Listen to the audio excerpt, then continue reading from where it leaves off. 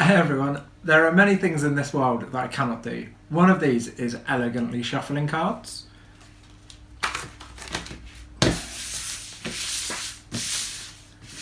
However, luckily there are some things I can do. One of these is understanding SMB and using Responder. So today what we'll do is have a look at that. It's time to learn stuff with Yekki. Hey everyone, welcome to episode 2 of my Learning Stuff series. In episode 1, we had a look at automating using PowerShell the building of your own lab so you can kind of test some stuff out. One of the things that I knew nothing about and really kind of wanted to know, because a lot of people call it the greatest tool on the path to domain admin, they call it a must use tool when you're doing an internal infrastructure, it's Responder. I knew that it used, or one of the options that it has is to use SMB, but I didn't really know the fundamentals of what it was doing. So how did it work?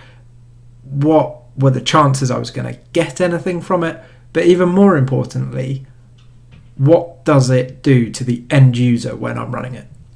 So what we're going to do today is we're going to have a look through the SMB protocol, try and take a look at some Wireshark stuff, see what that protocol is doing and how it's all working. And then we'll go on to use Responder, see what Responder gets, see what the end user gets, and see how those Wiresharks differ and kind of what is going on in the background. So as promised at the end of the last video, I have sorted out RDP so that the screens are now full size so that you don't have to squint while I'm looking at it on VMware. I did this, surprise, with some PowerShell, which I have included on my blog. So the blog link will be in the description of this video. So kind of check that out. And it's all there if you just want to quickly enable RDP on a couple of machines. So what we're going to do first is we're going to have a look at a legitimate SMB request. We're going to see what happens, how does it work, what's kind of the interaction between our things. What we're going to do is create a share on the Doctor, so our domain controller. We're then going to access that via the master. In between these videos as well, I have set up a Kali box, which I've called Torchwood, which obviously Captain Jack Harkness is in charge of. So we will go on to use Torchwood later to do Responder. But for now, we'll just look at kind of that interaction. So let's get going. So here we go. Look at this full screen. It's beautiful. So what we're going to do first is we need to create that share. So I've written a little bit of PowerShell, which again will be in the blog. But all this does is it creates a new item with a file name timelords, which is a directory. It puts that in the root of C. It then creates an SMB share again with the name timelords, and it directs to that path of C timelords that we've just created. This gives full access to Rose, so she can read, write, kind of do anything with that directory. So if we click play, there we go. It's kind of PowerShell's done its stuff. It has created it, and it gives us a whole bunch of information that we're not interested.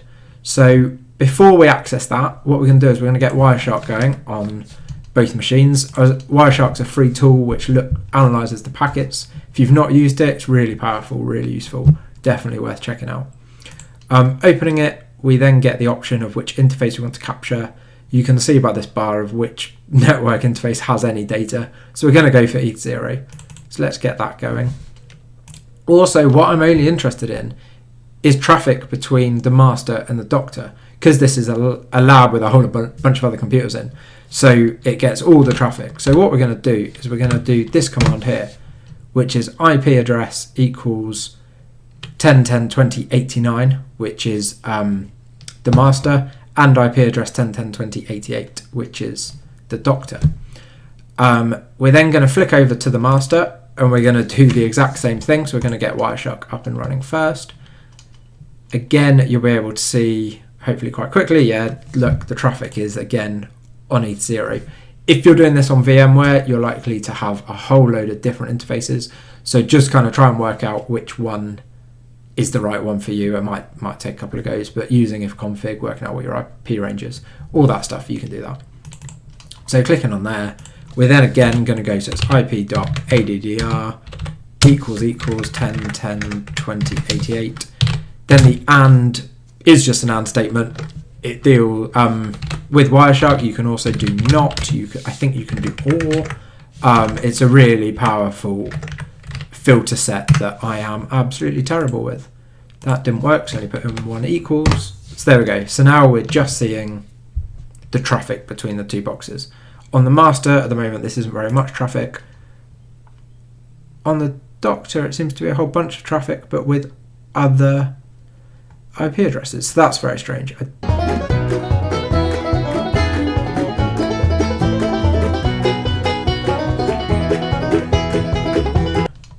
There we go. Now we've got much less traffic. So we can see there's a little bit. There is already some SMB stuff, but we'll do the request and kind of see what happens. So if we go back over to the master, we want to access that share. So to do that, we're going to use a UNC path. Most of you will probably know about UNC paths. If not, just Google Zoom UNC path and there'll be loads of documentations on what might or might not be a vulnerability. So to do that, we do backslash, 2 backslashes. We then have the computer name. So in our case, we're going to do the doctor, then a backslash, and then the folder name. So it already kind of autofills for you. It makes that connection. It works that out. But we want Time Lords because that is the share that we just made. So we click on there, and the folder is empty, which is annoying. But because we're rows, we should be able to create a file, which we can. And if we now go and look at our root of C, where that file was, we then have Time Lords here, and that file has been created. So for now, let's stop these Wiresharks because we've kind of got all the traffic that we're interested in, and we will take a look at what there is. So if we take a look through this, there's kind of all this stuff, and it's all really complicated, and I'm not going to pretend that I know a lot of it, but what we're really interested in is we're interested in this SMB stuff. Now, where it starts is here. So what we can do is I kind of know because I've now done this a couple of times to practice and make sure I know what I'm talking about, but this is kind of the start of that whole TCP backwards and forward stream, as it's called. So what we can do is we can right click on here and we can go follow TCP stream, and this brings up all of the communication that went backwards and forwards in that transaction. So all of this stuff is kind of what it did in the background. Now this is not a great way to read stuff. I don't think. When you're a pro you probably know it, but I do not. But what we can see is we've got some stuff here which negotiates. We've then got sessions. We've got some more stuff. Hopefully somewhere it will, I don't even know what it's doing. It's doing loads of stuff. Some point it should say /Time Lords for the file that we were looking at. So down here it requests Time Lords. It then will request all the files that it's interested in. But look at how much traffic there is. This is actually slightly more complicated than when I did this before. And it's got all of this creating requests, all this creating files stuff. When I did it before, I actually had a file in there called Hey Rose, which was created on the Doctor. But what I'm going to do is show you my understanding of kind of how this works. Rather than going through here, I've tried to create a bit of an easier method of explaining what's happening. So what I will do is I've got this here, right, for some reason. Hopefully that's in big.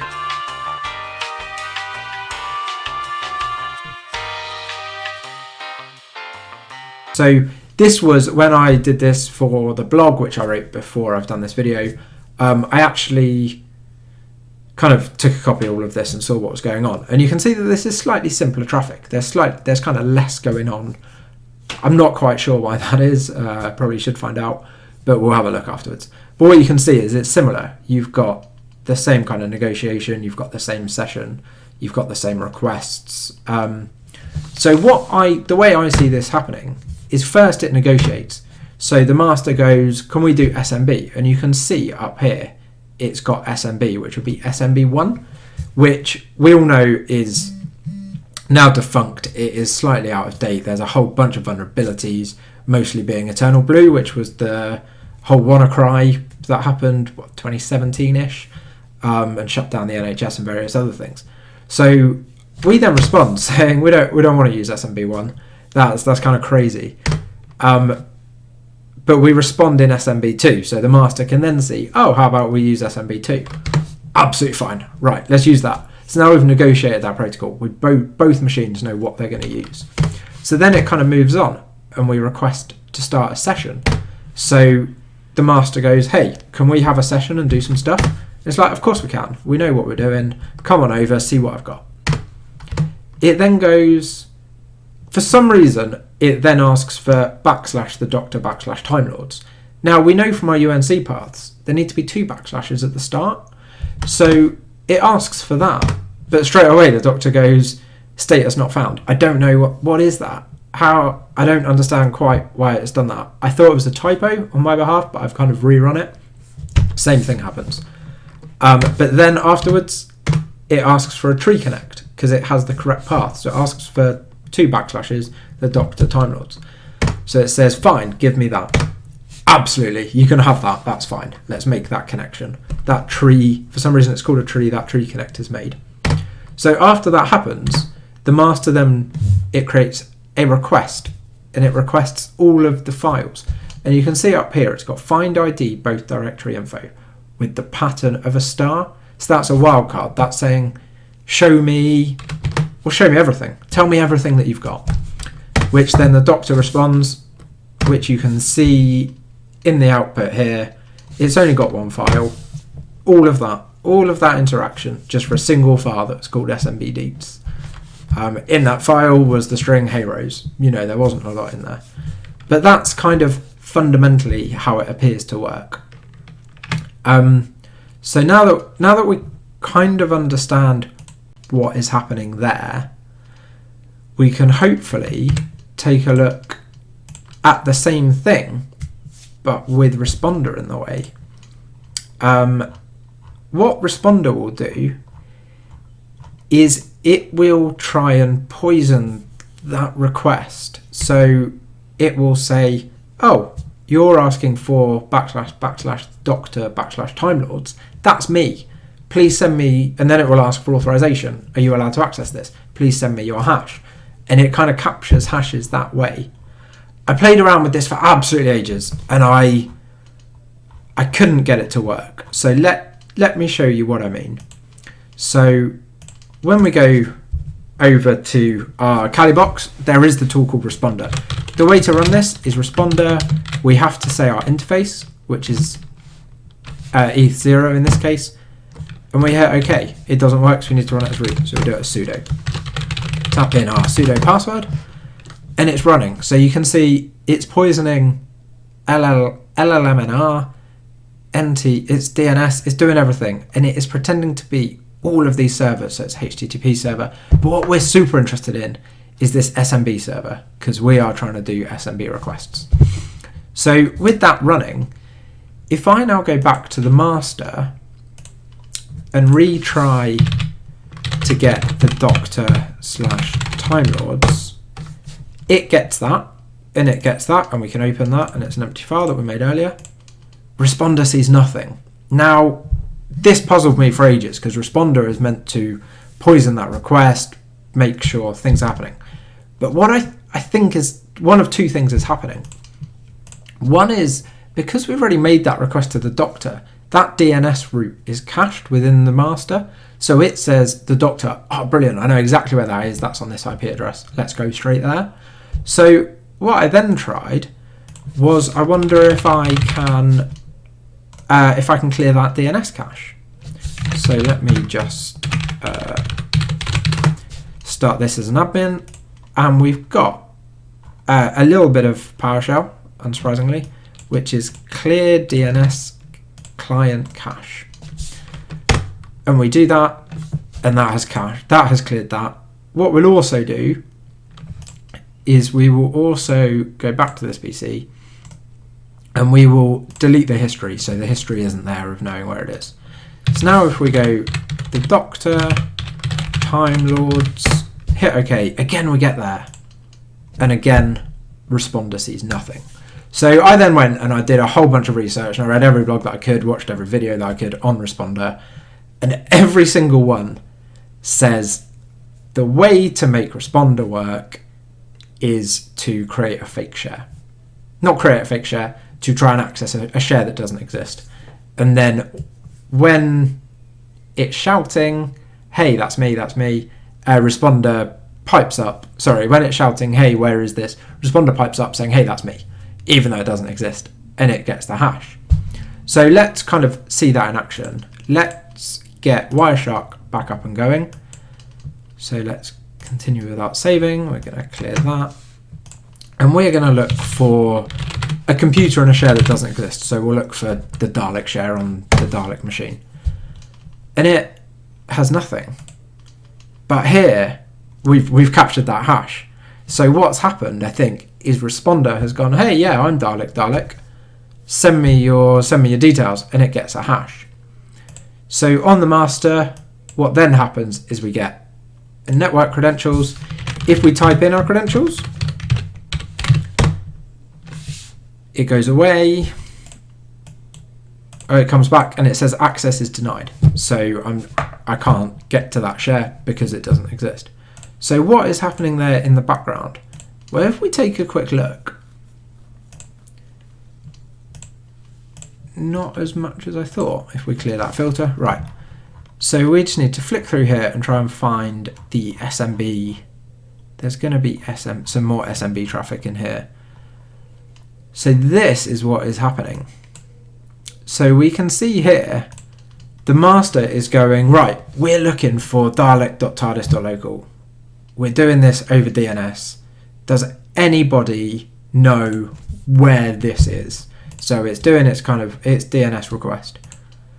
But nothing happens. We kind of get nothing back from that. We then see it doesn't, an MDNS request. And it says, okay, so this is changing the protocol. It's trying to find it in a different manner. And here we get a response.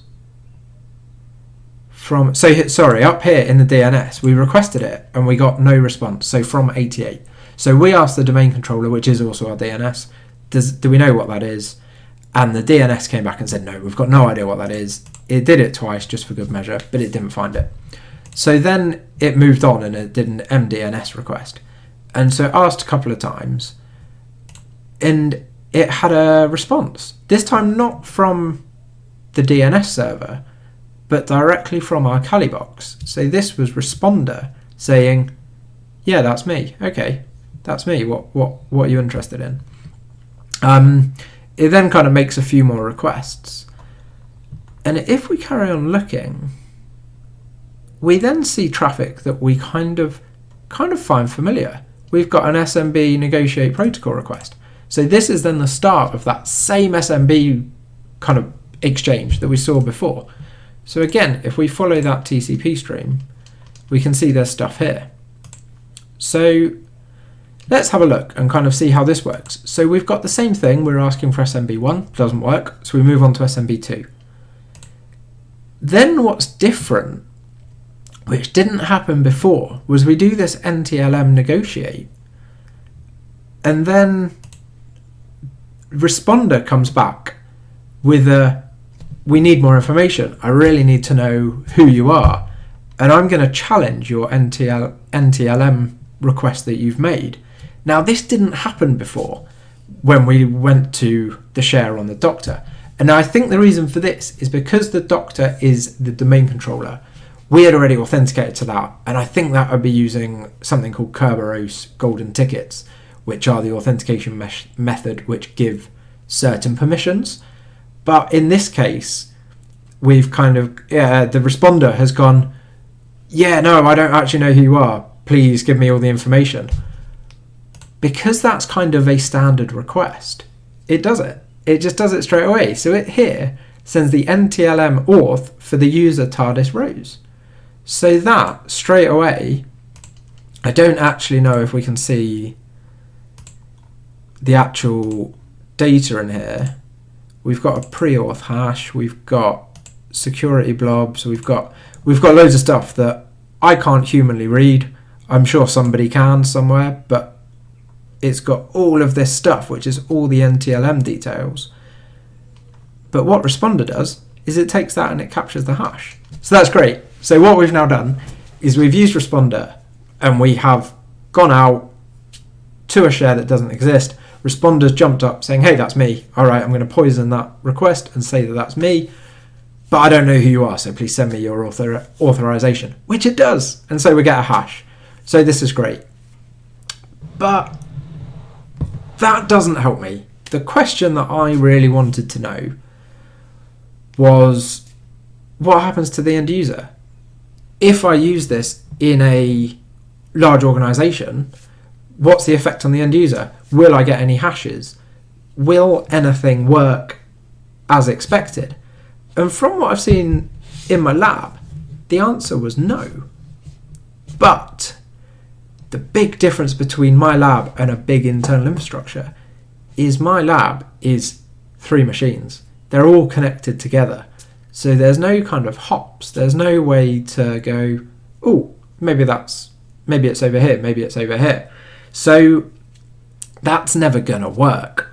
So what I have done is I've tried to kind of explain what I think is going on. Now, bear with me just for a minute while I create a new PowerPoint.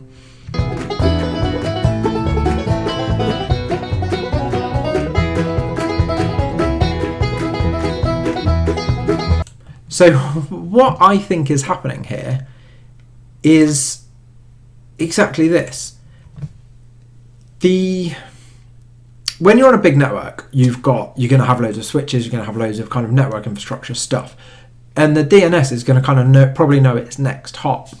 So if you can get in between the client making the request and that file share server, I think you can, that's how you poison that request. So the master goes, are you the doctor? The DNS says, I think it's over there, I think it's over there, I think it's over there, up until your Kali box goes, yeah, that's me. Brilliant, tell me everything. But the doctor, where you're actually trying to get to, kind of has no idea that this has happened because they're further hops down that chain. So there you can poison that interaction and get the hashes. However, if you are not between the client and the server, and you say you've got Responder running, and they go, are you the doctor? The server's going to go, yeah, that's me.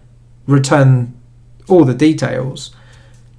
And it will say, awesome, I'm now going to cache your DNS. That DNS is now saved. So any further requests that I make for that, I'm going to go directly to you. Now your Responder now has absolutely no chance getting those hashes because it's never going to be in between that interaction.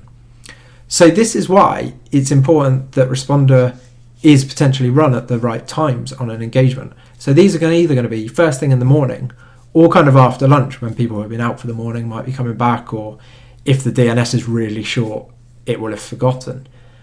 But the problem with that is if you're on site on a Monday morning, you don't know what else is happening in that company. They might be having the biggest tender of their life. Where's the presentation that they need for the tender? It's on the share. If you are running Responder and you are in between that user and the share, you're poisoning that request. In that time, they are just going to see that login box. They're not going to be able to see the request at all. They're not going to be able to see the share at all. And what I think that really means is if you're running this for 20 minutes, an hour, that person is now potentially running late for their meeting. They're flustered. They're kind of, they're buggered, really. You've kind of really ruined someone's day. Sure, you might have got their hash, which then might be great, and you can own the domain from there, or you can kind of do some further stuff. But at what cost? So you've got to be really mindful of the impact that this has on end users and how you've got to run it potentially in really short bursts. Run it for kind of a few minutes, maybe like 5 minutes, then stop it, 5 minutes, then stop it. I personally think after lunch is better because people hopefully have got their stuff together in the morning and don't need the share quite as drastically. Obviously this might not always work and you might not always get a hash from this, but you kind of want to leave site with people in a good mood with you. Pissing people off by blocking their access to their file share for all day, for example, is not going to make you friends, is not going to make you get invited back to site. So it's kind of always important to understand what these tools are doing and what impact they do have on the people that you're running it against. So as always, I've written this blog up. All of my silly little cartoons are in there. There's a little bit more explanation around the Wireshark interactions and kind of how things work. I've also got some PowerShell to check that SMB1 is disabled on your machines, because you don't want that running anymore. In the next episode, what we're going to do is we're going to take that hash and we're going to create a bespoke word list. Then we're going to use Hashcat and John the Ripper to try and crack that. Then hopefully from there, the idea will be we've got a password. What can we do with that? And we'll try and look at stuff like CrapMapExec. We'll try and look at Bloodhound. We'll try and look at kind of some other tools, SMB client, just to kind of see what other things we can do once you have a hash on a network. Thank you very much. If there's anything that you would like to correct, because I'm sure I've been wrong on some of this, if there's anything you would like me to look at and try and do a video and a blog on, or kind of any other comments or any other things that you're interested in knowing, please drop me a line on Twitter or leave a comment on my blog or on this YouTube video, and I'll try and get back to you and kind of we can have a chat about what you're thinking. Thank you very much, and we'll see you soon.